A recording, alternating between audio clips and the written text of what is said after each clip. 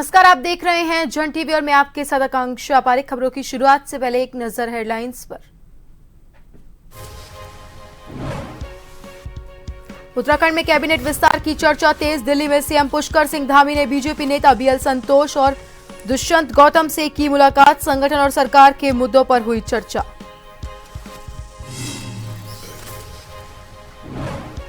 CM Dhami का दिल्ली दौरा। Direct selling महिला उद्यमिता शिखर सम्मेलन में की शिरकत। कहा, आत्मनिर्भर भारत में नारी की होगी बड़ी भूमिका।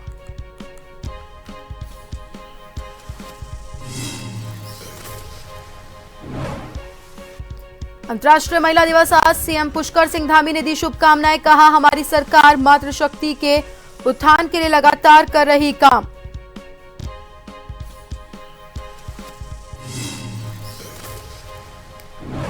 सीएम धामी का कल काशीपुर दौरा। 100 करोड़ की विकास कार्यों का करेंगे लोकार्पण और शिलान्यास। महापौर और विधायक ने तैयारियों का लिया जायजा।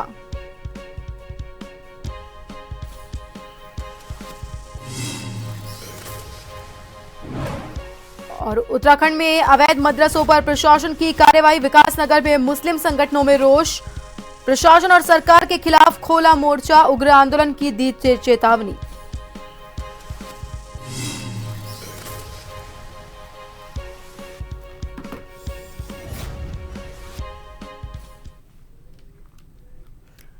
खबरें विस्तार से। उत्तराखंड के मुख्यमंत्री पुष्कर सिंह धामी ने दिल्ली में डायरेक्ट सेलिंग महिला उद्यमिता शिखर सम्मेलन 2025 में भाग लिया। इस दौरान सीएम धामी ने कहा, आत्मनिर्भर भारत में नारी शक्ति की बड़ी भूमिका होगी। चाहे विज्ञान हो, राजनीति हो, कोई भी क्षेत्र हो, हर क्षेत्र में मातृशक्ति की भागीदारी है, उनका पूरा योगदान है। मुख्यमंत्री धामी ने कहा कि प्रधानमंत्री मोदी के विकसित भारत के संकल्प को पूरा करने में मातृशक्ति की बड़ी भूमिका होगी।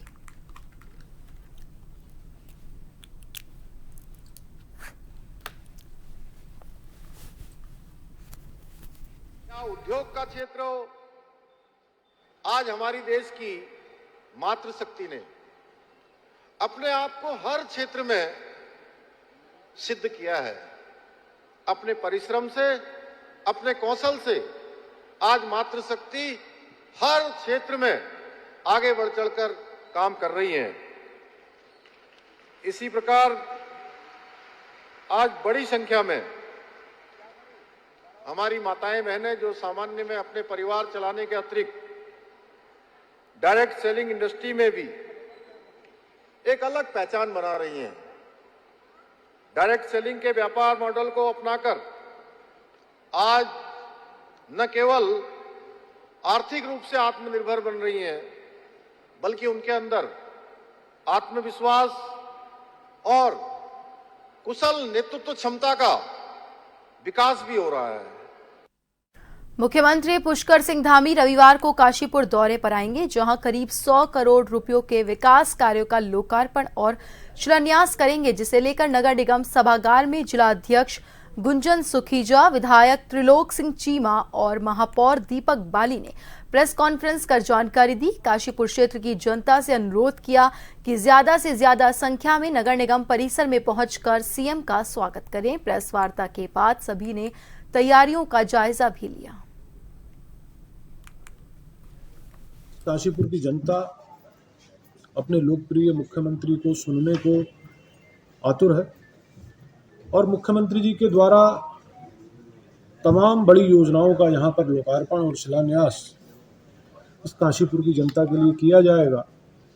तो मैं आपके चैनल के माध्यम से काशीपुर की समस्त जनता से निवेदन करता हूँ कि वे अधिक से अधिक संख्या में आकर अपने मुख्यमंत्री जी के विचारों को सुने और किस प्रकार मुख्यमंत्री जी इस काशीपुर में एक विकास को एक नई गति देने वाले हैं, उसके बारे में भी जाने। हमारे सभी के मुखिया, प्रदेश के यशस्वी मुख्यमंत्री श्री पुष्कर सिंह धामी जी इतवार के दिन 9 तारीख को 10:30 बजे नगर निगम का जो मैदान है उसमें एक जनसभा को संबोधित करने आ रहे हैं। आशीर्वचन देने आ रहे हैं। तो मैं काशीपुर की सभी सम्मानित जनता से निवेदन करता हूं कि आप सब लोगों को मैं मीडिया के माध्यम से आमंत्रित कर रहा हूं। अंतर्राष्ट्रीय महिला दिवस पर रामनगर में एक अनूठी प्रदर्शनी का आयोजन किया गया, जिसने सभी का ध्यान अपनी ओर खींचा। प्रदर्शनी का उद्देश्य महिलाओं के योगदान को पहचान दिलाना और समाज में जागरूकता फैलाना था। यहां देश की उन महान महिलाओं की उपलब्धियों को दर्शाया जिन्होंने अपने साहस, मेहनत और लगन से समाज में एक नई पहचान बनाई। इस अनूठी प्रदर्शनी में देश भर की ऐसी महिलाओं के चित्र और जानकारियां साझा की गई जिन्होंने अपने अपने क्षेत्रों में उत्कृष्ट काम कर समाज को नई दिशा दी। इस दौरान बाल अधिकार संरक्षण आयोग की अध्यक्ष डॉक्टर गीता खन्ना भी मौजूद रही।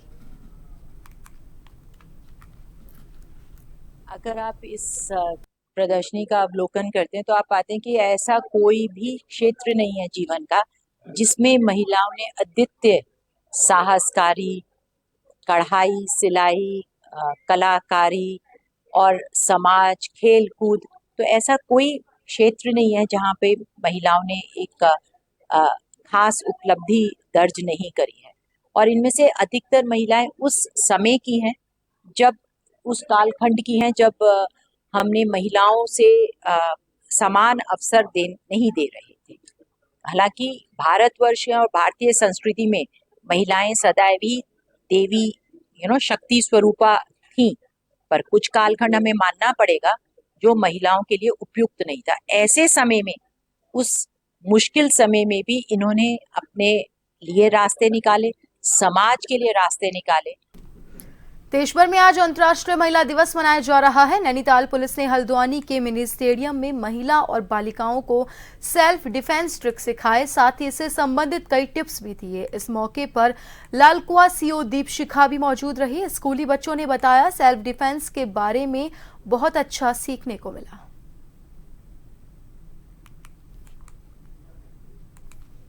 अंतर्राष्ट्रीय महिला दिवस के उपलक्ष्य में जनपद नैनीताल पुलिस द्वारा एसएसपी नैनीताल सर के निर्देशानुसार ये एक दिवसीय कार्यशाला चलाई जा रही है, जिसमें अलग अलग संस्थाओं और स्कूलों की महिलाओं और बालिकाओं द्वारा पार्टिसिपेट किया जा रहा है और उनको सेल्फ डिफेंस टेक्निक सिखाई जा रही हैं। महिलाओं के लिए सेल्फ डिफेंस टेक्निक और उन्हें महिला अपराधों के प्रति जागरूक करने हेतु एक दिवसीय कार्यशाला का आयोजन आज हमने किया है। इस कार्यशाला का मुख्य उद्देश्य है कि महिलाओं को उनकी सुरक्षा के लिए हम लोग आत्मनिर्भर बना सकें।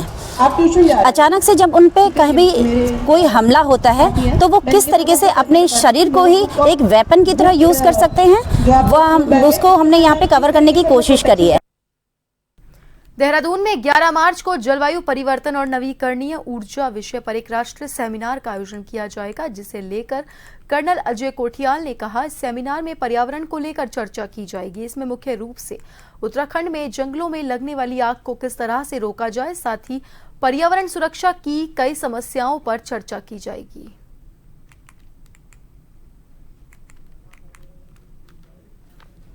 यूथ फाउंडेशन और वाडिया इंस्टीट्यूट मिलकर के एक सेमिनार कर रहा है जो कि पर्यावरण से संबंधित है, जिसमें कि हम 2 मुद्दे डिस्कस कर रहे हैं और उसके बाद उनको आगे लेकर के चलेंगे। पहला है हमारे उत्तराखंड में जो जंगलों में आग लग रही है, उस आग के बचाव के तरीके, उसमें किस प्रकार से विभिन्न विभागों को इस्तेमाल करके हम इसको रोकने का एक प्रयास कर सकते हैं। और दूसरा है रिन्यूएबल एनर्जी, जो कि आज कार्बन फुटप्रिंटिंग हमारी धरती को जो चैलेंज दे रही है सर्वाइवल के लिए, हमारे जो युवा हैं, बच्चे हैं, अगले भविष्य उनके लिए, उसको कैसे कम करने के लिए हम रिन्यूएबल एनर्जी पर ज़्यादा फोकस कर सकें। अल्मोड़ा के रानीखेत विधानसभा के ताड़ीखेत श्रद्धानंद मैदान में बहुउद्देशीय शिविर का आयोजन किया गया। कार्यक्रम का शुभारंभ विधायक प्रमोद नैनवाल, ब्लॉक प्रशासक हीरा रावत और स्वतंत्रता संग्राम सेनानी आनंद सिंह ने संयुक्त रूप से किया। बहुउद्देशीय शिविर में कई विभागों के लोकल उत्पादों के स्टॉल्स लगाए गए। इस दौरान विधायक प्रमोद नैनवाल ने स्टॉल्स का निरीक्षण किया। इस दौरान शिविर में कई अधिकारियों के नहीं पहुंचने से स्थानीय ग्रामीणों ने नाराजगी भी जताई। जनन मैदान में बहुउद्देशीय कैंप लगाया गया और आज जिले से यहाँ पर एक भी अधिकारी का ना पहुँचना तो एक प्रश्न चिन्ह व्यक्त करता है। आज पूरे ताड़केत ब्लॉक से दूर दराज से ग्रामीण लोग यहाँ पर आए, उनकी राशन संबंधी एक परेशानियाँ दूर नहीं हो सकी, दिव्यांग लोगों के काम नहीं हो सके, दूर दराज से जितनी भी मातृशक्ति आई थी उनके काम नहीं हो सके। जिले आज ताड़केत विकासखंड में यहाँ की स्थानीय समस्याओं का समाधान के लिए यहाँ के ग्रामीण की जो लंबी समय से जो लंबित समस्याएं थी, चाहे पेंशन की समस्या, ये तमाम हमारे ग्राम विकास ग्राम पंचायत समिति की समस्याओं के समाधान के लिए यहाँ पर बहुउद्देशीय शिविर का आयोजित किया गया था, जिसमें लगभग 6 दर्जन समस्याओं का समाधान किया गया। इसके साथ ही साथ बहुत से लोगों ने यहाँ का खरीदे, बहुत से लोगों ने यहाँ पर दवाइयाँ खरीदी और बहुत से हमारे जो पेशेंट थे, जो बीमार थे, उनके स्वास्थ्य का परीक्षण, उनके साथ ही साथ विकलांग सर्टिफिकेट यहाँ पर बनाने का काम हुआ है।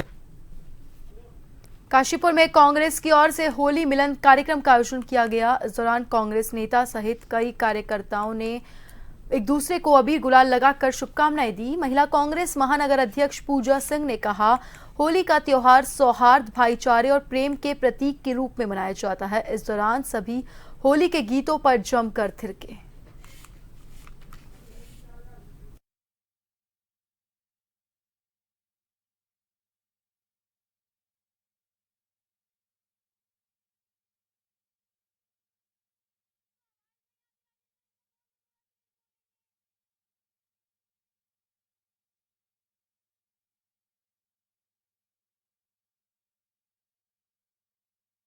सितारगंज में स्कूली पुस्तकों का मूल्य सार्वजनिक करने और हर दुकानों में उपलब्ध कराए जाने की मांग को लेकर नगर पंचायत चेयरमैन ने तहसीलदार को ज्ञापन सौंपा, जिसमें उन्होंने बताया कि विद्यालयों के प्रबंधकों और पुस्तक विक्रेताओं ने आपसी साठगांठ कर मनमर्जी तरीके से पुस्तकों का विक्रय करते हैं। लिहाजा शिक्षा सत्र 2025-26 में पुस्तकों का मूल्य सार्वजनिक किया जाए और विद्यालय की पुस्तक प्रत्येक पुस्तक विक्रेताओं के यहाँ उपलब्ध करवाई जाए।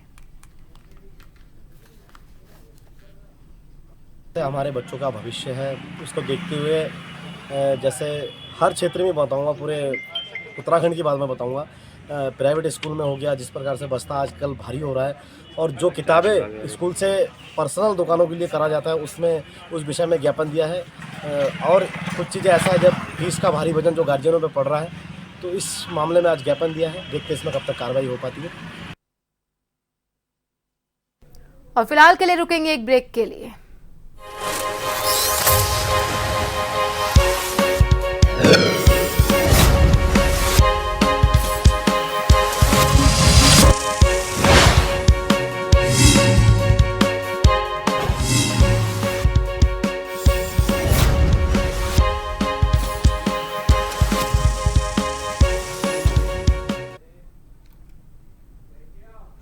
ब्रेक के बाद एक बार फिर से आप सभी का स्वागत है। बढ़ते हैं अगली खबर की ओर। जसपुर में वरिष्ठ ड्रग्स इंस्पेक्टर नीरज कुमार ने नायब तहसीलदार भुवन चंद्र आर्य के साथ सामुदायिक स्वास्थ्य केंद्र में संचालित प्रधानमंत्री जन औषधि केंद्र का औचक निरीक्षण किया। इस दौरान एक्सपायरी दवाइयों का भंडारण मौके पर प्राप्त हुआ, जिसके चलते केंद्र संचालक के विरुद्ध लाइसेंस सस्पेंशन की कार्रवाई की बात कही, जिसके बाद कादिर मेडिकल स्टोर सहित अन्य मेडिकल स्टोर का भी निरीक्षण किया गया, जिससे मेडिकल संचालकों में हड़कंप मच गया।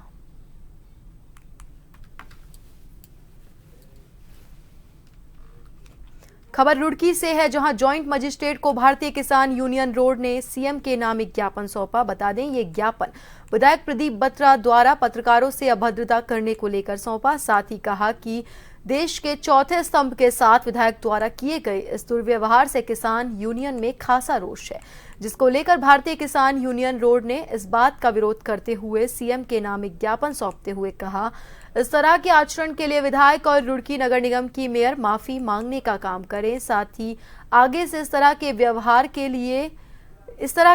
को न करने के लिए भी माफी मांगे।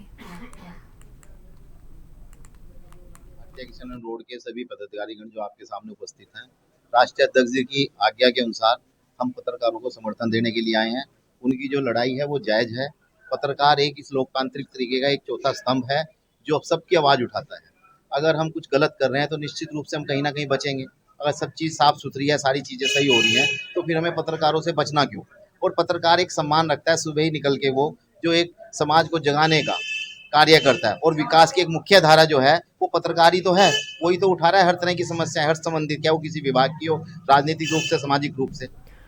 उत्तराखंड में मंत्रिमंडल विस्तार को लेकर एक बार फिर से चर्चा तेज हो गई। सीएम धामी के दिल्ली दौरे को मंत्रिमंडल विस्तार और फेरबदल से जोड़कर देखा जा रहा है। सीएम धामी ने शुक्रवार शाम को दिल्ली में भाजपा नेता बीएल संतोष और उत्तराखंड प्रभारी दुष्यंत गौतम के साथ मुलाकात की। इस दौरान दोनों नेताओं के बीच कई अहम मुद्दों पर चर्चा हुई।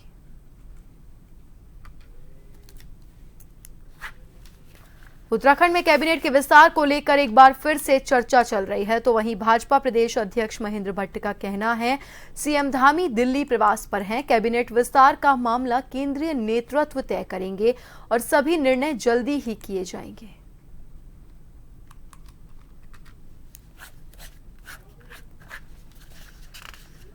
देखिए, मैं भी कल से समाचार चैनल में इसी को देख रहा हूँ कि मंत्रिमंडल विस्तार की संभावना है, और क्योंकि मंत्रिमंडल में 4 पद हमारे रिक्त हैं और माननीय मुख्यमंत्री से हमने कहा भी है कि बहुत जल्दी उसको विस्तार को किया जाए। और अब बात करते हैं अंतर्राष्ट्रीय महिला दिवस के बारे में।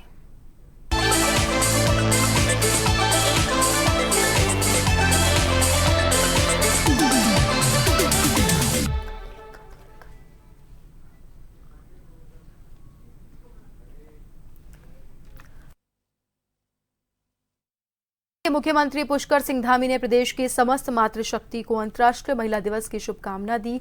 उन्होंने सोशल मीडिया पर कहा, पीएम मोदी के कुशल नेतृत्व और मार्गदर्शन में हमारी सरकार मातृशक्ति के उत्थान और सशक्तिकरण के लिए काम कर रही है। लखपति दीदी योजना, खसियारी कल्याण योजना और मुख्यमंत्री एकल महिला स्वरोजगार योजना जैसी पहल ने प्रदेश की महिलाओं को आत्मनिर्भर बनने का मौका दिया है। हमारी मातृशक्ति न सिर्फ अपने परिवार बल्कि समाज और प्रदेश की आर्थिक उन्नति में भी अहम योगदान दे रही है। उनके द्वारा निर्मित स्थानीय उत्पादों को राष्ट्रीय और अंतर्राष्ट्रीय बाजार तक पहुंचाने के लिए हाउस ऑफ हिमालयाज ब्रांड के तहत व्यापक प्रयास किए जा रहे हैं।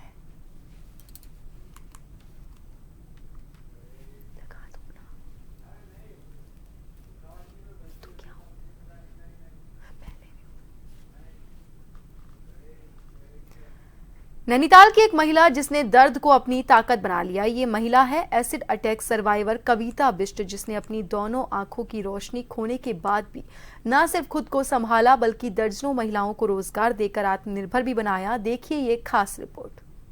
2008 में मेरे साथ एसिड अटैक हुआ था जब मैं नोएडा में जॉब कर रही थी मदर सोमिन सिस्टम लिमिटेड पे, और एसिड अटैक के बाद मेरी दोनों आंखों की रोशनी चली गई थी। ये है उत्तराखंड की एसिड अटैक सर्वाइवर कविता बिष्ट, जिन्होंने एसिड अटैक की वजह से अपनी आंखों की रोशनी खो दी, लेकिन सपने देखना नहीं छोड़ा और अपनी मुश्किलों को ताकत में बदल कर दिखाया। कविता दूसरी महिलाओं के लिए रोल मॉडल बनकर उभरी हैं। आज कविता रामनगर में अपना खुद का कढ़ाई बुनाई और हस्तशिल्प केंद्र चलाती हैं, जिसमें लगभग 50 महिलाएं काम करती हैं। मेरा अभी 5th बैच है, 120 महिलाएं सीख चुकी हैं, अभी 50 महिलाएं और जुड़ी हुई हैं यहाँ पे, और उसमें से 25 महिलाएं रोजगार से जुड़ी हुई हैं, और जो लोकल महिलाएं जो सूट सलवार वगैरह सीखने आती हैं सिलाई, तो और फ्री ऑफ कॉस्ट सिखाते हैं। मेरे सैन्य कविता शॉप में यहाँ पे सिलाई सिखाई जाती है फ्री ऑफ कॉस्ट। इनके बच्चों को कंप्यूटर और पार्लर कोर्स है इनका। तो यहाँ पे जो महिलाएं रोजगार से जुड़ी हुई हैं तो उनको हम कुशन सिखाते हैं, और ये कपड़े के बैग हो गए, स्कूल बैग, सब्जी बैग, गोबर के दिए, गोबर की धूप और ऐपण, दिए में ऐपण करना, कैंडल बनाना, तो इनकी पर बनाई इनको जाती है। फिर जब हम स्टॉल लगाते हैं तो जो सामान बिकता है फिर उससे इनको पर बनाई मिलती है। केंद्र की महिलाएं कविता को धन्यवाद देती हैं कि उन्होंने उनकी आजीविका के लिए अवसर दिया। और कविता मैम हमको बहुत सहायता करती हैं। घर से थोड़ा काम करने के बाद हम यहाँ आते हैं, अपना सिलाई करते हैं, कढ़ाई बुनाई बहुत सिखाती हैं, और सभी चीज हम सीख चुके हैं और अब यहाँ हम जॉब पे लगे। क्या क्या बनाते हो आप लोग? यहाँ कुशन बनाते हैं, बैग बनाते हैं और बहुत सी चीजें बनाते हैं। सिलाई भी की जाती है, कपड़े भी सिले जाते हैं, बैग सिले जाते हैं, साइड पर्स, हैंड पर्स सब सिले जाते हैं, मोमबत्ती, दिए, गोबर के दिए बनाए जाते हैं, धूप बनाई जाती है, बहुत सी सारी चीजें बनाई जाती हैं। सब मैम बहुत अच्छी मैम है और हमें बहुत अच्छा सिखाती है, और हम कहते हैं जैसे मैं आगे बढ़ी हूँ आप भी आगे बढ़ो हमारे साथ। यहाँ महिलाएं रोजगार से जुड़ी, मैं भी यहाँ हेल्पिंग पे करती हूँ महीने पे, और भी यहाँ बहुत कुछ सिखाया जाता है, जैसे बैग हो गए, कुशन हो गए, साइड पर्स हो गए, गोबर के दिए हो गए, धूप हो गई गोबर की, और कैंडल्स हो गए, और पर्स हो गए, और स्कूल बैग हो गए। बहुत कुछ सिखाया जाता है, जैसे कपड़े सिलाए जाते हैं, सिखाया जाता है। कविता की यात्रा न केवल उनके केंद्र की महिलाओं को बल्कि रामनगर की बाकी महिलाओं को भी प्रेरित करती है। और पहले हम मेरा 12th कंप्लीट हुआ था, तो उसके बाद हम सिर्फ घर पे काम और ये सब चीजें ही होती थी। लेकिन जब हमें पता चला कि यहाँ पे एक सिलाई सेंटर है जहाँ पे बहुत सी चीजें सिखाई जाती है, मैम सिखाती है, और मैम के साथ इतना सब चीज हुआ है, तो उनको देख के हमने कहा जब वो कर सकती है तो हम तो फिर भी ठीक है। उनके साथ इतनी बड़ी घटना हुई, उनकी आंखें नहीं है, जो भी है मतलब, तो उस वजह से हमें भी उनसे बहुत हौसला मिलता है इन चीजों को लेके। कविता बिष्ट जी का वो निश्चित रूप से बहुत बड़ी प्रेरणा है पूरे समाज के लिए, क्योंकि हम सब जानते हैं 2008 में शायद हुआ था, लगभग उनके ऊपर एसिड अटैक हुआ था। बहुत छोटी उम्र थी, 18-19 साल की वो कुल थी, और उस समय पर एक बार ऐसा लगा था जैसे पूरा जीवन समाप्त हो गया हो। लेकिन धीरे धीरे उन्होंने आगे बढ़ते हुए और लगातार काम करते हुए आज वो इस मुकाम पर हैं कि वो ना तो उन्होंने अपना हौसला गिरने दिया है, और साथ में बहुत सारे और बच्चों को वो आजकल रोजगार का केंद्र भी बना दिया है। कविता अपनी जैसी एसिड अटैक सर्वाइवर्स और बाकी महिलाओं को महिला दिवस पर संदेश देती हैं कि वे मजबूत रहें, बड़े सपने देखें और अपने लक्ष्यों को हासिल करने के लिए हर संभव कोशिश करें।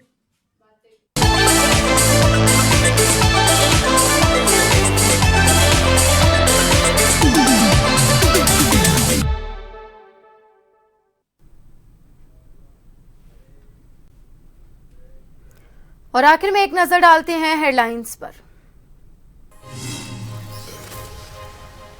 उत्तराखंड में कैबिनेट विस्तार की चर्चा तेज। दिल्ली में सीएम पुष्कर सिंह धामी ने बीजेपी नेता बीएल संतोष और दुष्यंत गौतम से की मुलाकात। संगठन और सरकार के मुद्दों पर हुई चर्चा।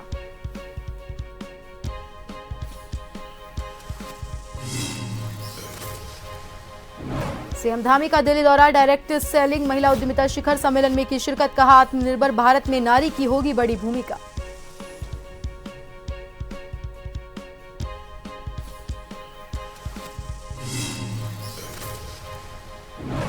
अंतर्राष्ट्रीय महिला दिवस आज। मुख्यमंत्री पुष्कर सिंह धामी ने दी शुभकामनाएं। कहा हमारी सरकार मातृशक्ति के उत्थान के लिए लगातार कर रही काम।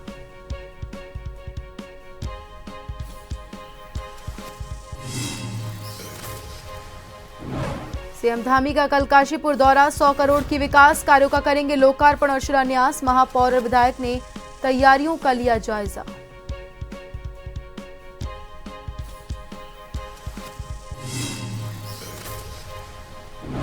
और उत्तराखंड में अवैध मदरसों पर प्रशासन की कार्रवाई। विकास नगर में मुस्लिम संगठनों में रोष। प्रशासन और सरकार के खिलाफ खोला मोर्चा। उग्र आंदोलन की दी चेतावनी।